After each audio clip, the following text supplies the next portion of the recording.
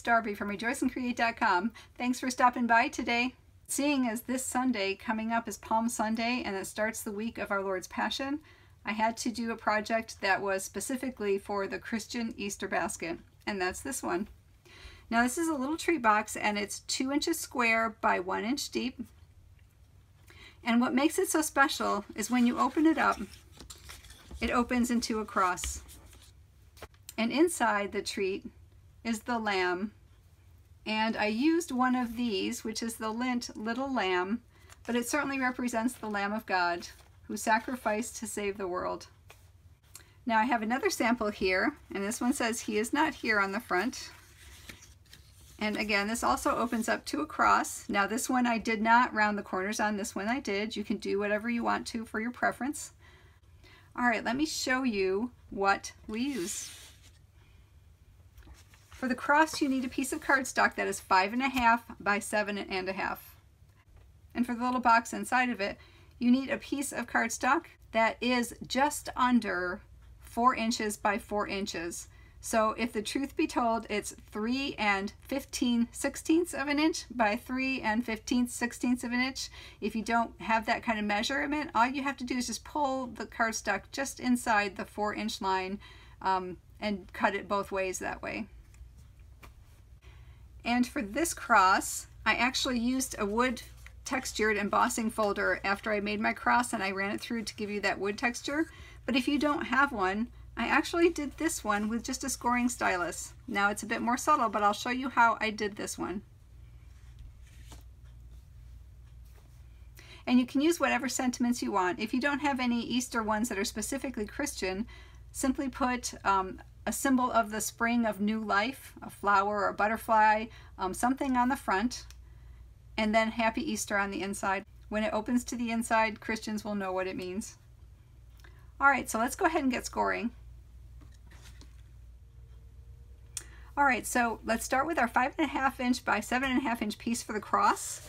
And we're going to score 2 long sides and 1 short side the same way. And that is at 3/4 of an inch and 1 3/4 of an inch. Oh, I just jumped my track. There we go. 1 3/4 of an inch. All right, let me just erase that one right there. Okay, all right, let's put it back on. All right, so at 3/4 of an inch and 1 3/4. And now we're going to change it and do one of the ends, 3/4 and 1 3/4. And we're going to do the other long side at 3/4 and 1 3/4. All right, now the last short side, this side, we're going to score across this side at 3/4 of an inch, 2 3/4, and 3 3/4. Okay, so this is the bottom of our cross. All right, let's go ahead and score our piece for the box. And as you can see, it's 1/16 inch less than 4, so just under 4. We're going to score this at 1 inch all the way around.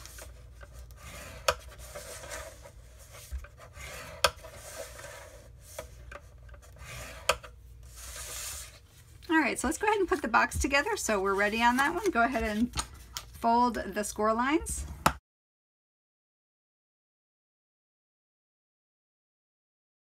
We are just going to make a simple box. So we are going to cut up on one side right next to this rectangular piece and then notch slightly into that square, and then we're just going to slightly take a wedge out of the outside of that square on this side as well.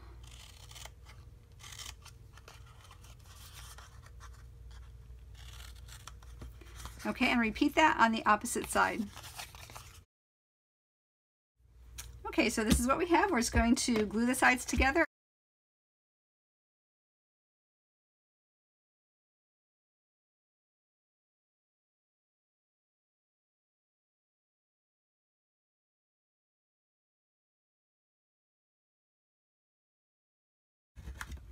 Okay, so there's our box. That's all ready. I'll put that aside for a minute. And now let's take our cross. All right, so here is the cross, and I have it the same way if you can't see the score lines. Let's go ahead and cut off all these parts where we have the X's. Now on the bottom part of the cross is going to be 6 sets of rectangles or squares, and on the top there was 4. So let's go ahead and cut. I'm cutting right up the score line. You can always trim it afterward if you need to. If you want to round the corners, now's a good time.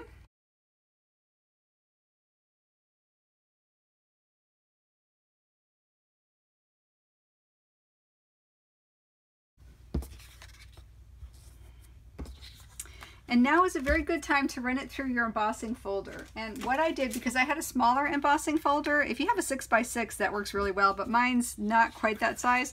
So I actually put it like this, and I ran through the top and the side of the cross in one pass, and then turned it around and I ran through the bottom, the other side, and the bottom of the cross in the other pass. But if you don't have one of these or don't want to pull it out, let me show you what else you can do. Okay, if you have a mat or a stack of papers or magazines that you can use, just take your cross and take a stylus and then just create your own wooden appearance by drawing some stylized squiggles and swirls, and it doesn't have to be exact, just to make it look like wood.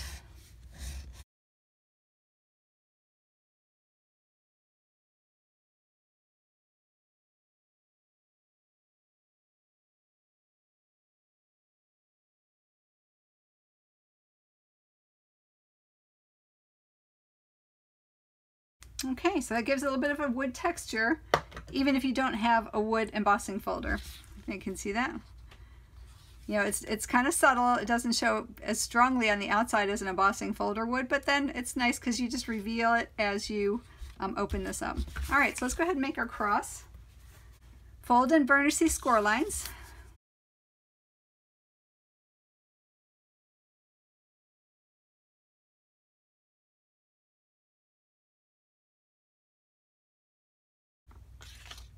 All right, so let's go ahead and put our box in.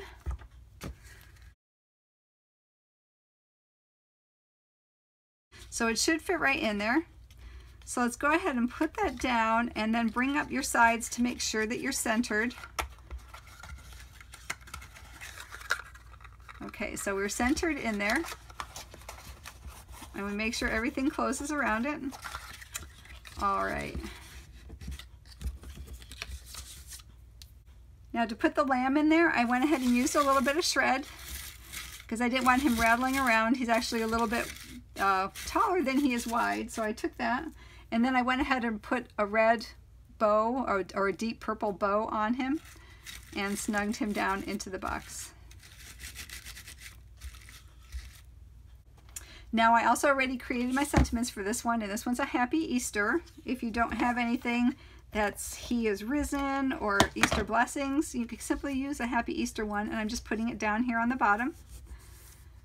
And then let's go ahead, when I close this up, the bottom flap is going to go over the top, and then this one's going to come in, and the top will insert below a sentiment. And I actually already created my sentiment. And this was in mind if you didn't have anything that was a Christian Easter sentiment. All these beautiful symbols of spring, of new life, are all very appropriate symbols to use for Christ because he died to give us all new life.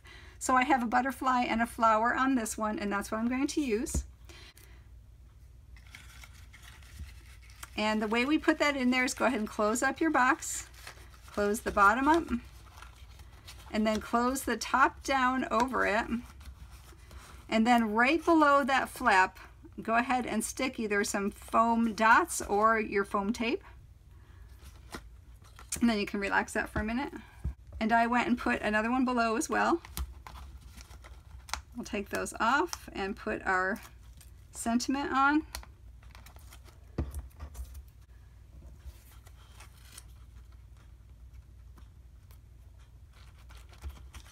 Okay, and then all you have to do is tuck it under the top, like that. But it's perfectly appropriate for a Christian Easter basket because as you open up this box, you will see the sacrifice of the lamb on the cross. So I hope you enjoy this project and give it a try. If you like the video, please subscribe and hit the bell notification icon to be notified of new videos as I upload them. For more information on this project and others I've done, please go to rejoiceandcreate.com. And as always, until we meet again, I hope your days are blessed. Bye!